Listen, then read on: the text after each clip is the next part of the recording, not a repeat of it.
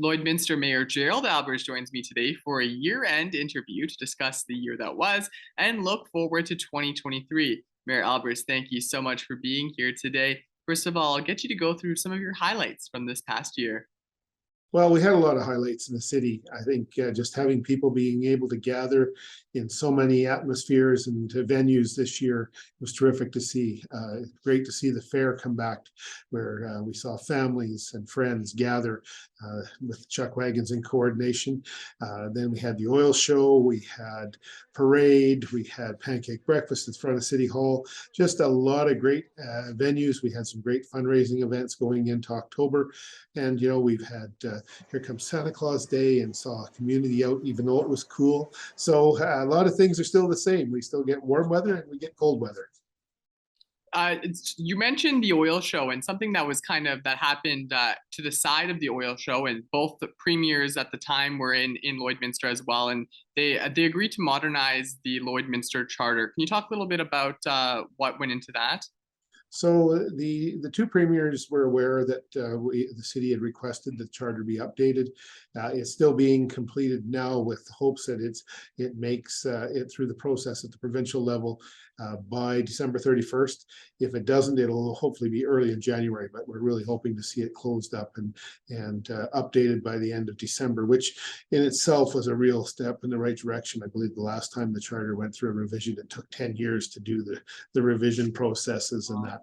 One of the big steps in the charter revision that we're asking, and there appears to be granted, is it will be reviewed on a 5-year basis, just to ensure that the city our legislation is compatible and stays up with both the Saskatchewan Cities Act as well as the Municipal Government Act of Alberta, and just ensure that if things change in government, we don't miss any opportunities. I think that's my biggest concern, is making sure that we are not missing anything from the provincial government, especially in grants and processes like that.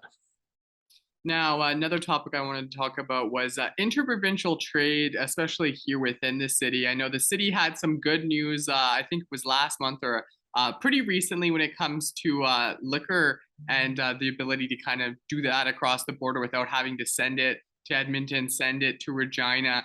Can you talk about that, and then maybe some of the other issues that need to be addressed? Because I know a lot of different businesses here in Lloydminster, they face challenges just because of the way where the city is located. Absolutely. Our bi-provincial nature really challenges provincial legislation that was meant to be very protective in many cases. And provinces are working hard to take that down. So what we were able to accomplish to this point is that beer that has been brewed at a microbrewery or a distillery on the Alberta side of the city does not have to make the 1,000-kilometer trip to Regina and back to be sold locally.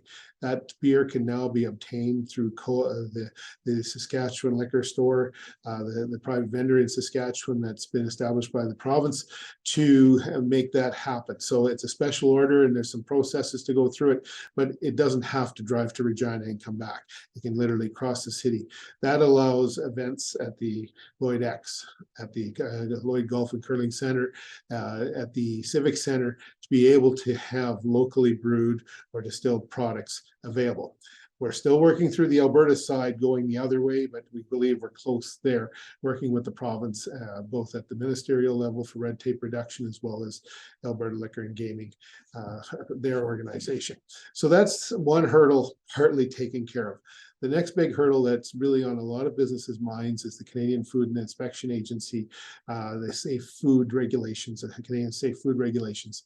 I was recently in Ottawa and spoke to the minister's staff in Ottawa, as well as both of our MPs, to discuss this very important issue. And we're going to continue to meet with people. I spoke to the Provincial Minister of Agriculture in Alberta just yesterday, Minister Horner, and spoke to Minister Merritt's office to ensure that, again, everybody's on going in the same direction.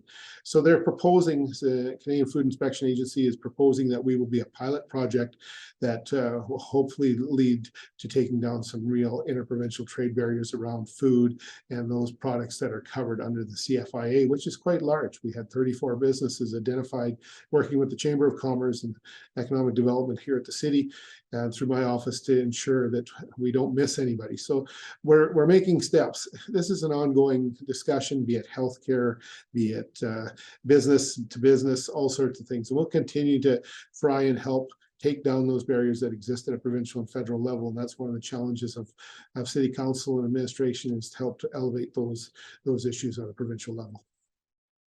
Now, when we talk about different major projects this year, we saw the fire station come into service this year. A couple other projects are still ongoing. Kind of get your thoughts on the projects we saw this year and maybe some that are on the horizon.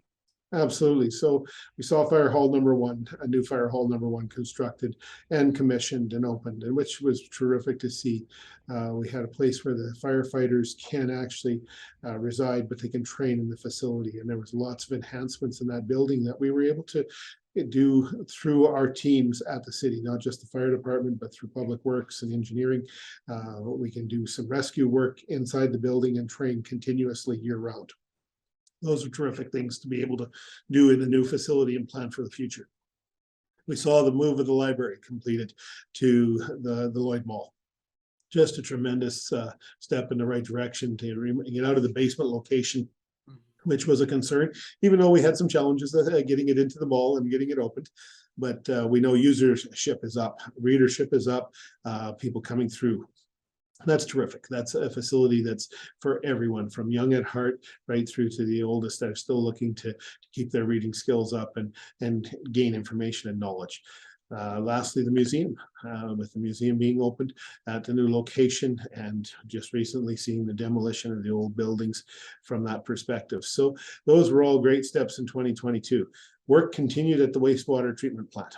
This is now 5th year, as I like to say, 3 years of fundraising, 3 years of construction. We're now going into the 3rd year of construction and commissioning in 2023. All things are looking good. They faced incredible challenges as a team, and the team has risen up to those challenges, from supply chain issues to cost management. So those are all great items for that facility. Work continues to progress from the perspective of planning and architecture and engineering on a new Lloydminster Place. And I know a lot of people still have questions. We still have some questions as City Council, but we need to keep moving forward if we're going to reach that 2025 opening date as planned, subject to a final decision of council to move forward with the project. Work continues on the fundraising as well as securing government grants if they're available. And we'll continue to be working with that even next week again in Edmonton with the government of Alberta. So a lot of pieces on the go. There'll also be more additional work done in the downtown in 2023, which is long awaited for the residents and businesses downtown, but also I'm sure a little concerned as well, because it always seems if we're going to do something, we have to start under the ground first, and that will involve, of course, closure of streets and work to be done. But I think as we start that process, just seeing that move forward, that will reassure people in the downtown that we have taken that plan seriously and we are going to see it move forward. All right, Mayor Aalbers. Well, thank you so much for taking some time to talk with us today. It looks like there's a lot to look forward to in the new year. Thanks for taking some time, and have a happy holiday. A very happy holiday and Merry Christmas to you and yours and all the great folks throughout our region.